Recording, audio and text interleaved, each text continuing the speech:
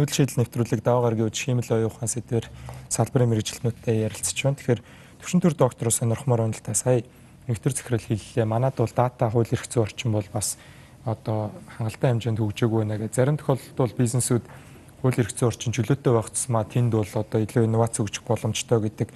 Миний авсан мэдээллээр бол бас Google компани удирдлагууд Монголд ирж байсан. Тэнд монгол инженерүүд ажилладаг.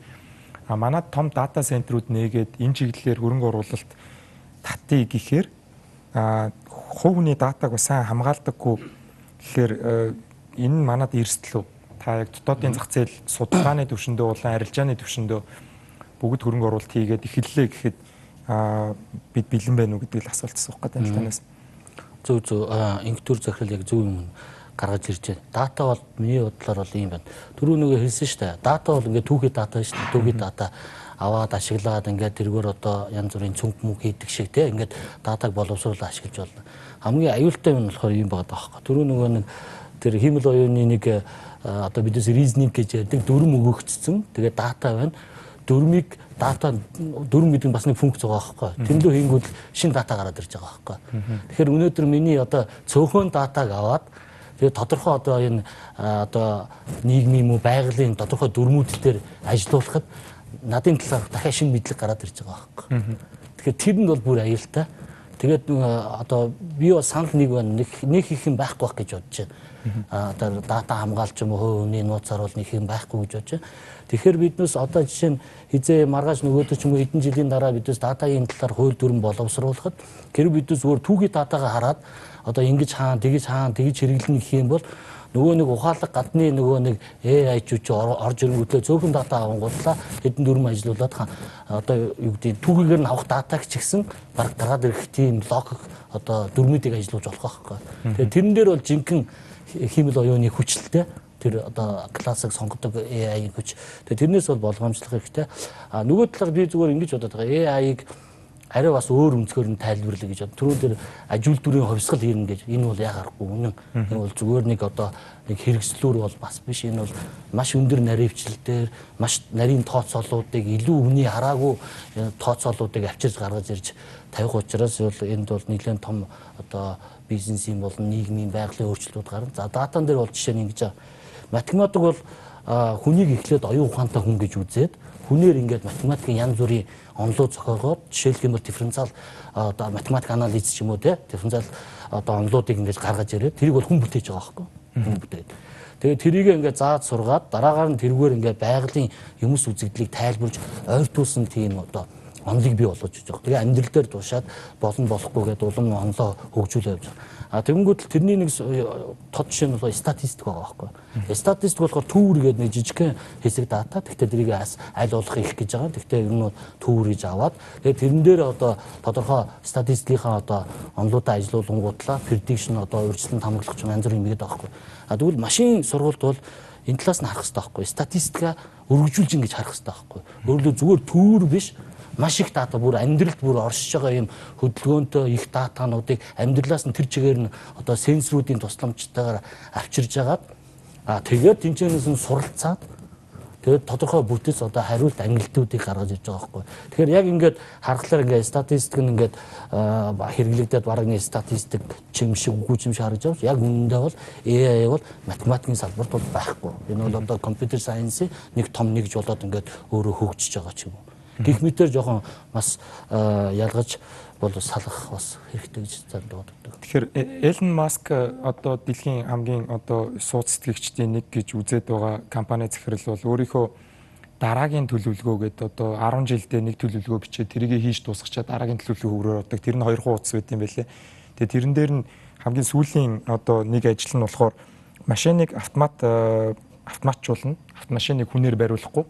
Ингэснээрээ одоо зам тээврийн ослыг бол хэдэн мянган хувиар бууруулна. Дээрээс нь автомашин эзэмшдэг хүн болгон хэрэглээгүй үедээ нөгөө машинаараа мөнгө олно гэд бичсэн байсан. Тэгэхээр Японд хиймэл оюун ухааныг арилжааны маркетингийн салбарт яаж ашиглаж хүний амьдралыг одоо сайхан болгож ийн эсвэл амарчилж ийн гэдгийг амарснаа захирлаа сонирхмоор байна л да.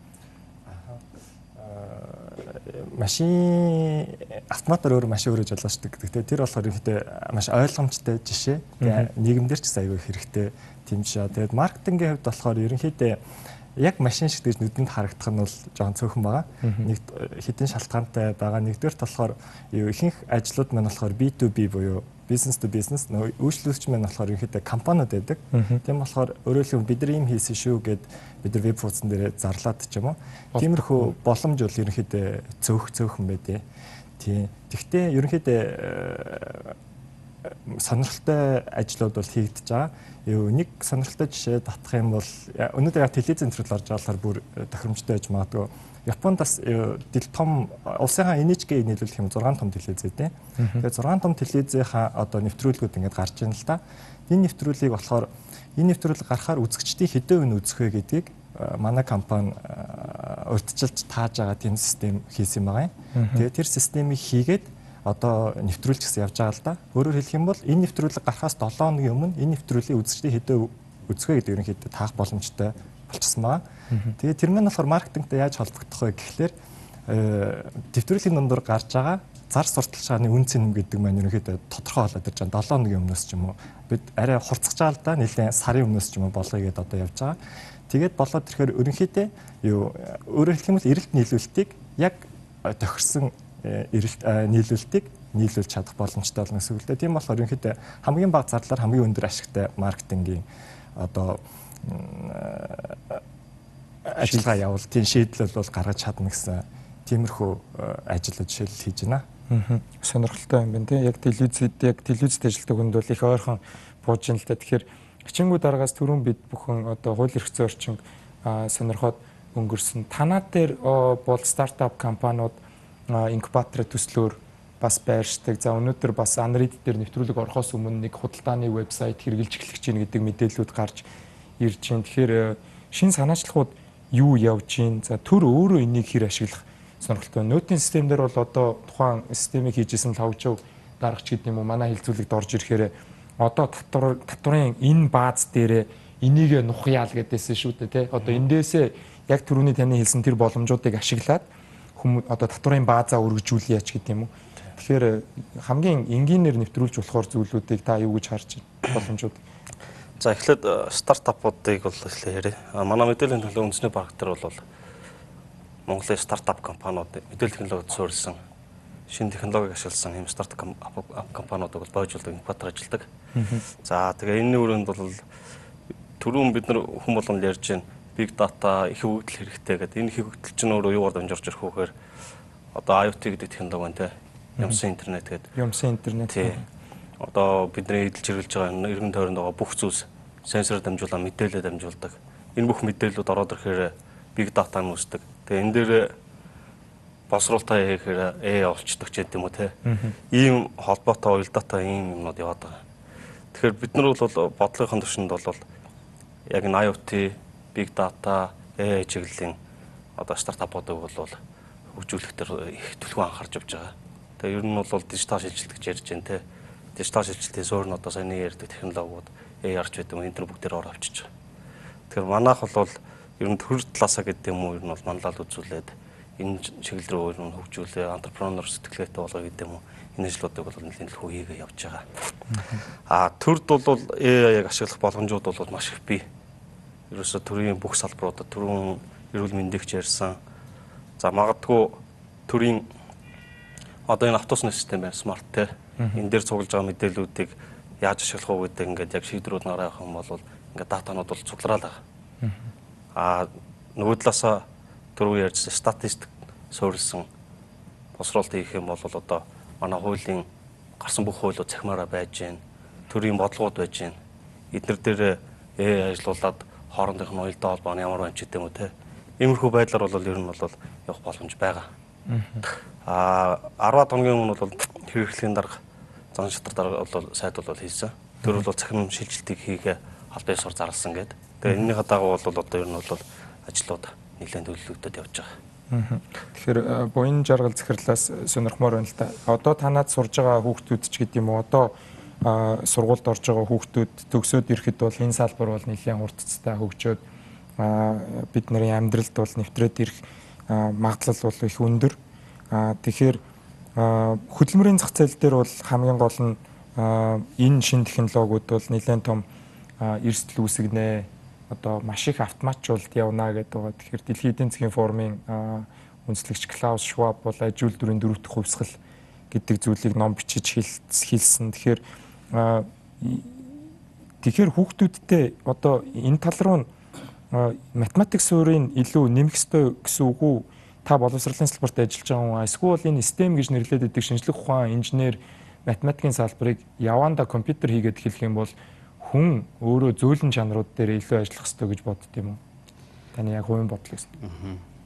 Тэ энэ эхний ээлжинд энэ хиймэл оюуныг бол бид нэр эрсдлийнхээс илүү хамтрагч гэдэг талаас нь харж үзэх хэрэгтэй гэж бодож байгаа. За орчин үеийн одоо энэ залуучуудад ялангуяа энэ чиглэлээр нь илүү ойлголт өгөх хэрэгтэй гэж бодож байгаа. За энийг ашиглаад бид нэр ирээдүйд ашиглуулын коэффициент өндөртэйгээр хэрхэн ажиллах вэ гэдэг талын боловсролыг хамгийн түрүүн олох шаардлагатай гэж бодож байгаа. Тэр хиймэл оюун гэдэг энэ яг юу юм бэ гэдэг бол яг орчин үед ямар ч мэрэгжлийн хүмүүс, эмчинч вэ, инженерч вэ, бүх салбарын хүмүүс бол тодорхой ойлголттой болох шаардлага угаасаа гарч ирж байгаа. Тийм болохоор манай сургууль дээр яг ийм төрлийн суур хөтөлбөрүүдийг хэрэгжүүлж байгаа. Саяны төвшин төр докторыг хэлсэн яг математик суурьтай эдгээр бол яг суур чадварууд бол хэрэгтэй логик сэтгэлгээ шаардсан одоо компьютерийн програмчлалын энэ хэлийг эзэмших за зарим нэг модельүүдийг ойлгодог болох энэ бол зайлшгүй бүх хүнд одоо шаарддаг зүйл. Би дахиад автагч дээр ямар ч салбарын хүмүүст бол ялангуяа хэрэгтэй. Тэгээд хамтарч ажиллана гэдэг ийм ойлголт явах хэрэгтэй. За хоёрдугаарт яг энэ чиглэлийн одоо боловсон хүчин тийм ээ хиймэл оюуныг ойлгоод тухайн нэг салбарт аппликейшн буюу хэрэглээ болгодог ийм хүмүүс бол дэлхийн нийтээр их хомсдолтой байна. За манай сургууль одоо энэ 1 жилийн хугацаанд ингэ туршилтын журмаар хөтөлбөрийг хэрэгжүүлж байхад Японы компаниудаас жишээлбэл танаа энэ төгсөгчдийн танаа хүүхдүүдээр ажил хийлгээ гэсэн юм саналууд ирээд хамтран ажиллаж байгаа тохиолдол бол байгаа. Аль хэдийн 10 орчим хүүхд бол иймэрхүү төрлийн одоо хиймэл оюуны чиглэлийн ажлыг бол хийгээд явж байгаа. Тэгэхээр зэрэг энэ орчин үед яг нэгтгэж хэлэх юм бол ийм төрлийн технологиудтай бол ямар ч салбарын хүн хамтарч ажиллах хэрэгтэй. Манай Монгол хүүхдүүдийн хувьд бол ялангуяа маш их боломжууд нээгдсэн байгаа. Тэгээд тийхийн тулд болохоор за энэ суур математик одоо байгалийн ухааны хэл тэгээд одоо мэдээллийн технологийн энэ технологиудыг эзэмшснийхээ дээр бусад салбаруудад яаж ашиглагдаж болох вэ гэдгийг бас хардаг, мэддэг байх шаардлагатай. Энэ бол яг дэлхийн нийтээр нэг гараа гэж яриад байгаа. За энийг мэдж чадсан хүмүүс нь дараагийн тэр аж үйлдвэрийн хувьсгал гэж ярьж байгаа. Энийг бол хийх боломжтой боловсон хүчинд бол гарч ирэх юм. За аж үйлдвэрийн хувьсгалыг сая мотороор жишээ аваад байсан. Энэ бол эхлээд уурын хөдөлгөөр үүсээд дараа нь дотоод шатлалтын хөдөлгөөр үүсгээд ингээд аж үйл янз бүрийн салбаруудыг өөрчилсөнтэй адилхан яг энэ хиймэл оюуны салбар үүсээд одоо нэг мотортой адилхан ийм үүсээд тэрийгээ бид нар янз бүрийн салбарууд ашиглаад маш одоо ашигт үеийн коэффициент өндөртэй эдийн засгийн хувьд бол маш их ашигтай зүйлсийг бол хийх боломжтой. Ялангуяа манай одоо Монгол улсын хувьд бол хүн ам багтай. Тэгэхээр зэрэг нөгөө талаас нэг хүний бүтээмж бол маш их өндөр байх шаардлага гарч ирдэг. Тэгэхээр зэрэг энэ салбар дээр манай Монгол залуучууд ялангуяа суралцсанаар энтэй хамтарч ажилласнаар бидний одоо эдийн засгийн бүтээмж бол маш их өндөр болох ийм боломжтой байна. Тэгэхээр энэ бол маш ойрын ирээдүйд байгаа учраас одоо энэ залуучуудаа уриалаа хэлэхэд ийм төрлийн энэ бол суур одоо технологи энийг бол хүн болгон одоо суралцах хэрэгтэй. Тэр дундаа яг математикийн суур чадварууд мэдээллийн технологийн энэ технологи бол хүн болгон эзэмших хийг одоо нэг удаард уриалмаар байна л да. Тэгэхээр энэ одоо AI буюу хиймэл оюун ухаанаар ингээд сүүлийн үеийн мэдээнүүдийг харахаар одоо цөмийн хөдөлгөөрлөө нэг робот ороод аюулгүй болгоно л гэж юм. За хүний тархийг яаж ойлгох вэ гэж юм. Таны инээмсэглэл эрэгтэй юу эмэгтэй юу гэдгийг таньдаг софтвер гарцсан байна. За Google нөгөө автомат машин өөрөө жолоолохдоо машин ямарваа нэгэн том объект мөрөхгүй арай жижиг юм очиж мөрөгдөг дээр патент авсан л гэж ингээд өдөр болгоно л ийм сонирхолтой мэдээллүүд бол гарч ирээд байна л та. Тэгэхээр сувда профессороос асуухад энэ салбарыг сонирхож судлаа гэж байгаа хүмүүс монгол хэл дээр хаанаас мэдээлэл авах вэ? Одоо энэ нэвтрүүлэг дээр гарсан энэ 20 гадаад нэр томьёог л яг тайлбартай нь хаанаас унших вэ те? Википедиа дээр мэргэжилтнүүд үнгүй оруулсан нийтлүүдээс унших уу? Яг Википедиа бол байж болно. Тэр бол яг хүмүүс өөрсдөө сайн дураараа ингээд дэлгэрүүлээд тайлбарлаад засаад явдаг тийм зүйл байгаа тий. Яг мэргэжлийн нэр томьёон дээр бол улсын хэмжээнд стандарт юу н хэрэгтэй. Яг байхгүй байгаа тий. Стандарт хэрэгтэй. Тий. Одоо бид нэр лекцийг бол шууд монголчилж чадахгүй байгаа, сурах хичгээ бичиж чадахгүй байгаа. Мэдгүй гэвэл мэдж байгаа, тайлбарлаж чадж байгаа, хийж хэрэгжүүлж чадж байгаа. Яг нэрлсэн нэг юм тогтмол нэр байхгүй учраас жишээ сая хичээнгүүд арга IoT гэл зүйлсийн интернет гэж юм л да, юмсан интернет гэж хэлсэн. Миний сонссон орчуулгаар зүйлсийн интернет гэх мэтчлэн ингээд монголоор яг юу гэж буух вэ гэдэг нь тогтворгүй учраас сурах бичиг бичгээд хэцүү байгаа. Монгол дээр бол хүмүүсийн ингээд бидний ярилцж байгаа шиг ч юм уу тодорхой хэмжээнд хийгээд үдцсэн, ойлгоцсон хүмүүсийн бичсэн блог ч юм уу интернетээс бол их сурвалжууд байгаа. Яг сурах бичиг ч юм уу нэгдсэн тийм зүйл бол ховор байгаа. Тийм болохоор мэдээллийн технологийн тэр дундаа хиймэл оюун ч юм уу шинэ гарч ирж байгаа технологиудын монголчилсан тийм монгол хэл дээрээ сайхан бичсэн стандарт орчуулга заавал хэрэгтэй. Тэрийг бол одоо ихтэй сургуулиуд болон одоо хэрэгжүүлж байгаа хувийн компаниуд ер нь бол монгол хэлээ бодъё гэсэн хинч тэнд оролцоод нийлээд бүгдээрээ улсын хэмжээний яг ихэндээ жоох утгагүй сонсогжээ гэлдэ тий. Орчуулсан юм чинь тэгдэг штэ, нэг нь орчуулгаар нэг нь арай бишээ ингээд тгийгээл. Тэгээд явц дундаа хүчээр жоохон хэрэгжилчихээр аяндаа тэгэл зөвшөрнө шүү дээ тий. Юмсын интернет, зүйлсийн интернет, машин суралцах гэхээр тий ер нь анх сонсож байгаа хүнд бол хол англиар нь уншаад байгаа хүнд бол ойрхон л сонсогдно л та.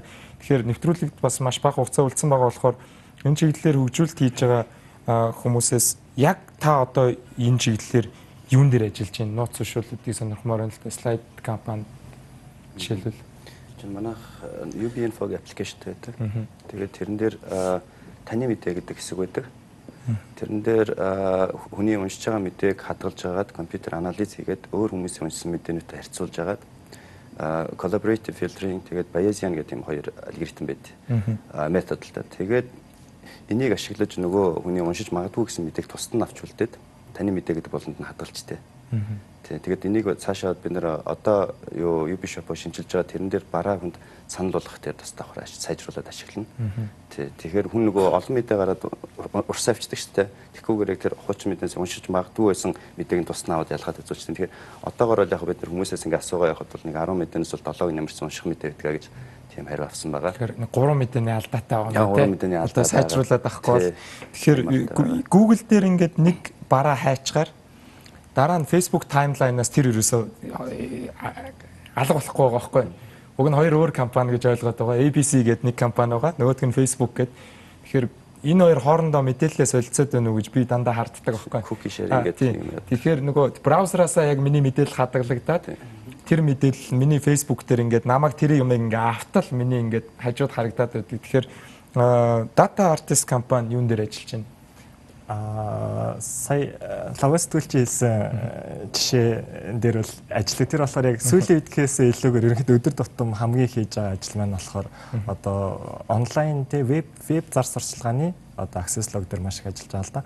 Тэгээд энэ маань болохоор яг ер нь бол яг маркетингийн чиглэлээр ажиллаж байгаа компаниудын хамгийн их хийдэг юм байна. Тэгээд сая хамгийн сүүлийн хийж байгаа сонирхолтой санагдаж магадгүй ажил маань болохоор generative model буюу одоо бүтээдэг модель гэдэг юм дээр ажиллаж байгаа л да.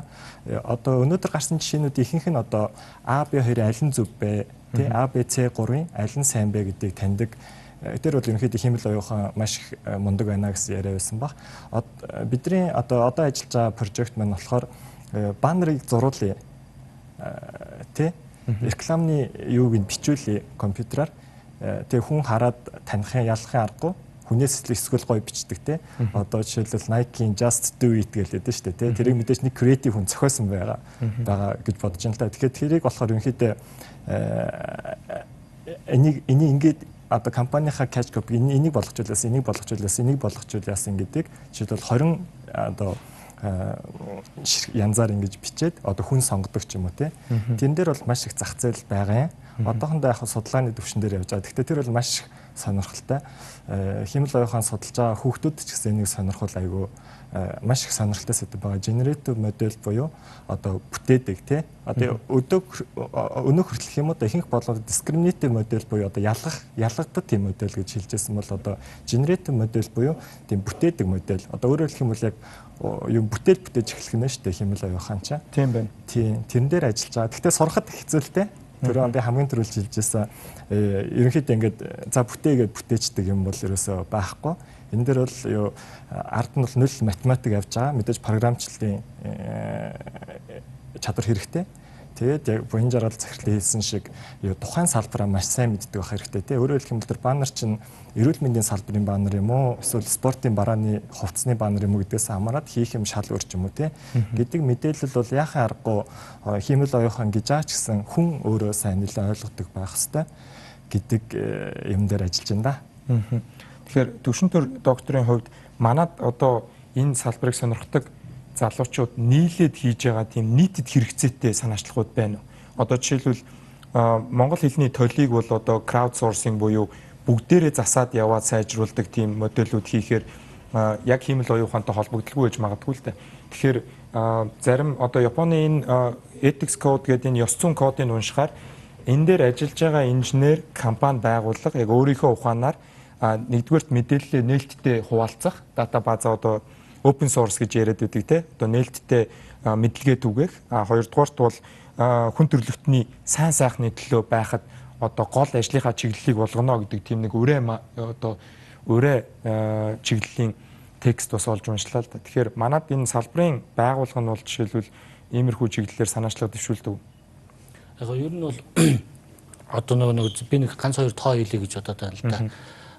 AI одоо бизнесийн байгууллага жишээлбэл 53% хүртэл одоо орлогыг өсгөнө гэсэн одоогийн алгоритм хүч чадлыг ингээд одоо харьцуулаад ингээ харахад 53 за 47% хүртэл зардлыг бууруулна гэж байгаа enterprise чиглэлтэй. За хүний бүтээн хэмжээг болохоор 44% хүртэл өсгөн тэ. За 46% хүртэл бол автоматжуулалт бол одоо ажил төр дээр явагдана гэдэг ийм тоонууд байгаа. Энэ тоонууд бол зүгээр нэг тоонууд биш. Маш сайн тооцоолтой энэ зах зээл дээр оруулж байгаа маш их хөрөнгө оруулалт төслүүдүүдийг харж байгаа хийж байгаа. Тэгээ 35 он хүртэл одоо 14 триллион доллар энэ зах зээл рүү одоо орж ирж үр дүнгээ гаргана. Тэгэхээр энэ чинь юу харагдаж байна гэхээр биднээс их том сэтгэх хэрэгтэй юм байна. Их том ажиллах хэрэгтэй. Нилээн нийлж ажиллах хэрэгтэй юм байна. Тэр утгаараа одоо үедээ математикч болон хиймэл оюун одоо гадаад дотоод сурсан залуучууд нэгдээд бидээс нэг хоёр юм дээр гол анхааралж байна. Нэгдүгээр нь болохоор банк санхүүгийн үйлчилгээг яаж автоматжуулж болох юм. Одоо бидээс хүү өндөр байна гэдэг нь шүү дээ, тийм. Тэрийг яаж энэ AI-ийн шинэ одоо алгоритмыг хүчээр сайжруулах юм. Тэнд маш их зардлууд байгаа, маш их салбарууд байгаа, тийм. Энэ бол потенциалны. Тэгэхээр тэн дээр бол анхаарал туулж байна. Нөгөө талдаа энэ худалдааны салбар дээр одоо нэг жижигхэн 8 барааны дэлгүүрээс эхлүүлэл том дэлгүүр хүртэл бас л их салбар, бас л их зардал, түгээлтүүд явагдаж байна, тийм. Тэгээд борлуулалтаа яаж өсгөхөө мэдэхгүй зүгээр л үнийг одоо ихсгэж борлуулалт өсдөг гэдэг ерөнхий зарчмаар ажиллаад байна шүү дээ. Тэгэхээр энэ дунд нь бидээс ингээ харахаар борлуулалтыг бол одоо саний том тоогоор ч юм уу эсвэл жижиг механизмууд хийгээ ингээ явахад бол өөр нэг дэлгүүрийн жишээ нь орлогыг өсгөж болж байгаа байхгүй. Тэгэхээр энэ дээр бас их яг энэ хоёр сэдв дээр бол гол анхаарч явж байна. За эцэст нь би зүгээр нэг хэлэхээр ийм байгаа. Бидээс нөгөө AI гэхээр нөгөө инженерч талаас нэг хараад нөгөө талаас нэг сайенс талаас нь харах хэрэгцээтэй болоод байна шүү дээ. Тэгэхээр бидээс аягүй сайн бодит хандах хэрэгтэй. Энэ 14 триллион руу орохын тулд Монгол улс жишээлх юм бол би бол жишээ нь Монгол улс бол яг ижилхэн түвшинд байна гэж харахгүй одоо бид аягүй хоцорчод байгаа байхгүй 14 триллион гэж юу вэ? Триллион доллар энэ зах зээл рүү 35 он хүртэл одоо хөрөнгө оруулалт бүтээгдэхүүн гарна гэдэг байгаа байхгүй. Тэгэхээр манай улсад математик сайн байсан ч компьютер сайенс сайн байсан ч бидээс яг энэ салбар дээр бол маш их хоцорчод байгаа байхгүй. Яг ингээ бүхлээр нь авч яв. Зүгээр жижигхэн аппликейшн хийгээд энэ тэнд очиод ингээд хүн хөгжөөгд байх юм бол болно. Яг энэ том утгаараа Монголын авиасыг залуучуудыг одоо дэлхийн нийт рүү гаргах юм бол бид маш хоцорсон. Жишээлх юм бол яг бодиттой явах юм бол биднээс компьютер сайенс дээр 120 хэдэн кредит үздэг байхгүй. Тэрний тал нь AI руу явж явах хэрэгтэй байхгүй. Тойроод зөв AI биш одоо онлайн информатикаас эхсүүлээ суур юм тал нь явж байгаа. Өөрөөр хэлбэл 60 кредит явах хэрэгтэй шүү дээ, тий. Заах багш нь хөтөлбөр байгаа юм. Тэгэхээр яг хөтөлбөрүүд бол тодорхой хэмжээгээр байгаа. Зүгээр олон улстай харьцуулахад тий. За энэ бол ингээ бакалаврын одоо төвшингийн асуудал. За магистр дээр биднээс одоо 30 хэдэн кредит явлаа гэхэд би олон улсын хэмжээгээр ярьж байна. Тэрний баг мэрэгсэн салбар гэдэг үгээр баг ихэнх нь тийшээгээ явах хэрэгтэй. Тэгээ PhD дээр өрсөлдөж биднээс дэлхий дээр өрсөлдөн. Тэрнээс одоо зүгээр нэг ийм инженерийн төвшөнд гарцгаад биднээс дэлхийн AI-чуудтай өрсөлдөнгөө бол явахгүй. Тэгэхээр энэ дээр их ажлууд том харагдаад байгаа юм л да. Тэгэхээр энэ дээр бас буян жаргал захирлаас сумаар байна л да. Би даад сурах боломж хэр нээлттэй байна. Сая түрүү инхтер захирал хэллээ шүү дээ. Маш олон алгоритмууд бол онлайн байгаа мөнгөө төлөө татаж болно. Тэрийг үнгүй. Тэгэхээр ер нь гадаад хэлний мэдлэг өндөртэй за өргөн хэрэглэгдэг англи хэл, япон хэл ч гэдэг юм уу тийм ээ. Тэр хэлүүд дээр бол эсвэл испани хэл ч гэдэг юм уу. Тэн дээр бол хангалттай мэдээлэл бол тавигдсан байна. Хүүхдүүд залуучууд энэ төрлийн одоо гадаад хэлтэй бол энийг бол судлаад ингээд өөрийгөө бол хөгжүүлэх бүрэн боломж ерөөсөө байгаа. Нэгдүгээрт энэ саяны 2035 гэхэд 14 тэрлэн доллар байгаа шүү гэдгийг нийт залуучуудад бас хэлмээр байгаа байхгүй. Ийм том зах зээл, ийм ажлын байр ирээдүйд бэлэн болох гэдэг. Саяны төвшин дор доктортой бол миний тэр хэлэх гэж байгаа санаа нь юу вэ гэхээр зөвхөн математик, компьютер сайенс гэдэг юм уу зүгээр код бичдэг энэ мэдлэг тэр бол суур мэдлэг байхгүй юу. Тэрнээс гадна яг ямар салбарт юу хэрэгтэй бусад чадварууд жишээлбэл эрүүл мэндийн салбарын аюу сайн мэдээлэл бас хэрэгтэй. Тэрийг ойлгодог байх хэрэгтэй. Бизнесийг ухааныг одоо ойлгодог байх хэрэгтэй. Зөвхөн саяны энэ AI гэдэг суур юмнууд бол ерөөсөө суур технологи. Тэгэхээр энийг жишээлбэл манай сургууль дээр яаж байгаа гэхээр зэрэг шууд одоо суурийг нь зааж өгöd яг хэрэглээ нь яг юу юм бэ гэдгийг компаниудын яг инженерүүд дээр бол хичээл заалгаж байгаа. Тэгэнгүүт энэ бол суур ингэж ашиглагдаж болох юм байна. Жишээлбэл сайн нэг мотор авсан тийм ээ. Моторынхаа жишээг дахиад дуртал моторыг ашиглаад бид нар сахлын машин хийж болох юм байна. Эсвэл яа дээ нисдэг тэрэг хийж болох юм байна. Эсвэл том онгоц хийж болох юм байна гэсэн ийм юм гаргалгаа гаргаж болох байхгүй. За жишээлбэл том онгоц хий гэж бодъё л да. Моторыг би аягүй сайн ажилтдаг гэдээ мэддэг. Ингэж хийдэг гэдгийг мэддэг. Ингэж хөдөлдөг гэдгийг мэддэг. Тэгвэл тэр одоо Boeing гэдэг онгоцыг хийн тулд бусад мэдлэгүүд аягүй шаардлагатай. Дээр нь одоо жишээл бизнес болоход хөрөнгө оруулалтыг татах шаардлагатай. Ийм нүд бол байгаа. Тэгэхээр бусад мэдлэг чадвар бол оюутан залуучууд зайлшгүй хэрэгтэй. За энэ дээр бол одоо жишээ Data Artist гэдэг компани жишээг авмаар байна л да. Энэ дээр бол Монгол залуучууд яг Японы тэр компанид очиж ажиллаад үнэхээр боломжийн байна, чадвартай байна. Тийм болохоор Монголд ингээд компаниг нь яг одоо жишээлбэл хөгжүүлэлт хийдэг энэ компаниг нь байгуулъя гэдэг ингээд хөрөнгө оруулалт хийгээд ингээд явж байгаа. Тэгэхээр энэ дээр бол би Монгол залуучууд бүр амарын хоцроод ингээд явцсан байна уу гэхээр бас тэрнтэй бас санал нийлэхгүй. Компьютер захирлын нэмэлт сэдвтэй нэгэд хэлчихэ. Юу яагаад байгаа юм шүү. Яг төвшин дээр доктор бол сая яг илүү академик талаас ирлээ л дээ. Хэлмэлтийн талаас нь хэрэглээ тал дээр бол бүр тийм айхтар хоцорсон юм байхгүй гэж бодож. Англи хэл эрэхтэй. Хоцорч байгаа л да манайд уус үзэхгүй шүү дээ. Зөвхөн хоцорч байгаа гэдэг нь одоо юу гэдэг нь бид нар өөрсдөө сонихгүй байгаа болохоос хоцроод байгаа байхгүй юу? Тэ? Мэдэхгүй болохоор.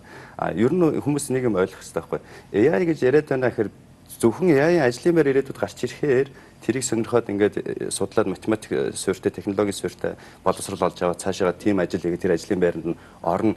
Би бол өөр ажил хийгээ явна гэж бас бодож байгаа хэсэг хүмүүс байж магадгүй байхгүй юу. Энэ хүмүүс бас ихтэй аягүй том риск байхгүй. Энэ хүмүүс ч өөрсдөө бас ирээдүйд ажлын байр 10 жилийн дараа байх уугүй юу гэдэг маш их том маргаан энд яваад шүү дээ. Сая л ихэд би подкаст сонсч аваад Израилийн нэг компани чинь хуулийн гэрээг 29 секундын дотор жирийн хүн 50 минут суудаг тийм хэмжээний гэрээг 29 секундын дотор хянчдаг тийм Израилийн компани байна л да. Тэгээд автоматжуулсан тэрийг.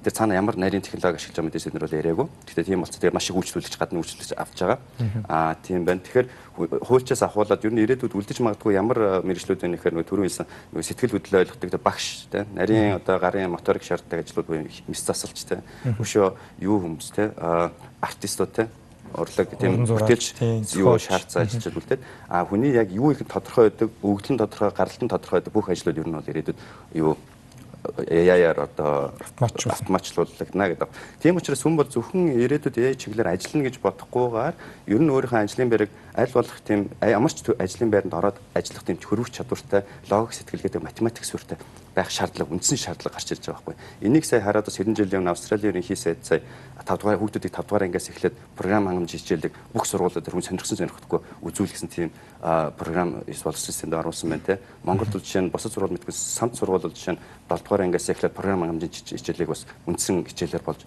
оруулж үзүүлж байгаа. Тэгэхээр зөвхөн энд AI хүмүүс үзэгчд бодож магадгүй за AI-аар хүмүүс мундаг хүүхдүүд энэ математикаараа яваад технологийн юугаараа юугаар суураараа ингээд тийш явах юм аа гэж бодож байгаа бол бас тийм биш шүү. Ямар салбараар явсан математикийн лог суурь чинь ерөөсөө одоо ирээдүйд маш чухал, амин чухал болоод байна шүү.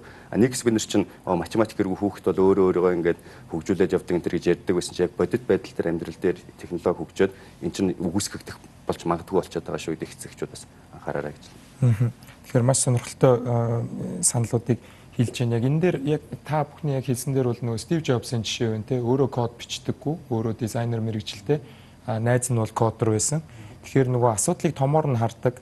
Англиар problem solver буюу тухайн асуудлыг яаж шийдэх вэ гэдэг тэр нөгөө түрүүн таны хэлдэг дүрмийг нь зохиодог бас сайн одоо төслийн удирдагч тэр өгдлийг нь өгдөг хүн бас ийм төслүүдэд бас нэлээд хэрэгцээтэй мүү гэдэг тийм зүйлийг би ойлгож авлаа та бүхний хариултаас. Тэгэхээр нүүдэл шийдэл нэвтрүүлгийн маань даваа гарагийн үж хиймэл оюун ухааны сэдвээр 6 зочинтойгоо ярилцлаа. Бид бүхэн нэвтрүүлгийг эхлэхээс өмнө баасан гарагт таны авсан мэдээллээр хиймэл оюун ухааны хөгжил бидэнд боломж эрсдлийн алийг авч ирэх вэ гэж асуусан. За Facebook хэрэглэгчид маань хариулснаар бол 52% нь бол боломжууд нэгдэнэ гэсэн байна. 48% нь бол эрсдэл нэмэгдэнэ гэж манай Facebook хэрэглэгчид үзэж байна. Түвшин төгс доктороо сая одоо энэ салбар цаашид ямар автоматжуулалт, одоо ямар хөрөнгө оруулалт, за мөн ямар бизнест ямар ашиг авчрах вэ гэдэг талаар бол бас том тоонуудыг бидэнд сонирхууллаа. Тэгээд нүүдэл шийдэл нэвтрүүлэг маань дараагийн даваа гарагт шинэ сэдвээр үзэгч та бүхэнтэй уулзна. Нэвтрүүлэг цаг зав гаргаж хүрэлцэн ирсэн